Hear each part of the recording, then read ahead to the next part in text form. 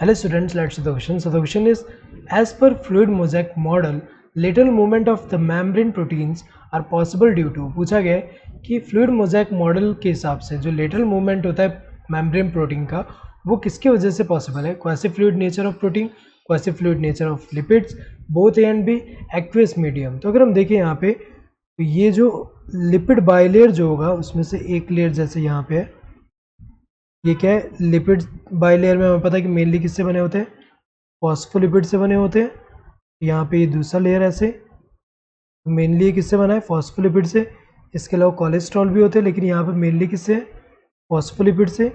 और यहाँ प्रोटीन्स जो है ये एम्बेडेड हो सकते हैं यहाँ कम्प्लीटली या पार्शली, तो ये इंटेंसिक वाले प्रोटीन है। एंड एक्सट्रिंसिक जो होते हैं पेरिफेरल प्रोटीन वो ऐसे पेरिफेरी में ऐसे प्रेजेंट होंगे। तो अगर हम देखें यहाँ पे इसके अलावा भी ग्लाइकोप्रोटीन, ग्लाइकोलिपिड हो सकते हैं, लेकिन यहाँ मेनली क्या है? लिपिड्स एंड प्रोटीन्स हैं। तो ये अगर हम देखें तो जो सिंगर एंड निकोलसन ने फ्लूइड मोज़ेक मॉडल बताया इसका मेम्ब्रेन का, उसके अकॉर्डिंग क्या है कि जो लिपिड्स हैं वे वो फ्लूइड की तरह है यहाँ पे, जिसमें जो प्रोटीन है वो मोज़ेक के फॉर्म में प्रेजेंट है। और ये जो क्वासी फ्लूइड नेचर है लिपिड का, quasi fluid nature of lipid, nature of lipid, ये इनेबल कर रहा है the movement of membrane protein with in the membrane.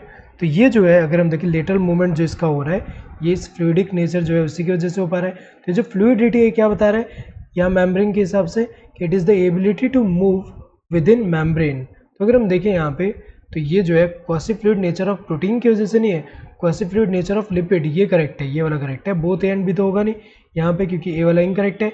Aqueous medium होने की वजह से नहीं, यहाँ पे मेन क्या reason? Quasi fluid nature of lipids. So correct answer would be the second one.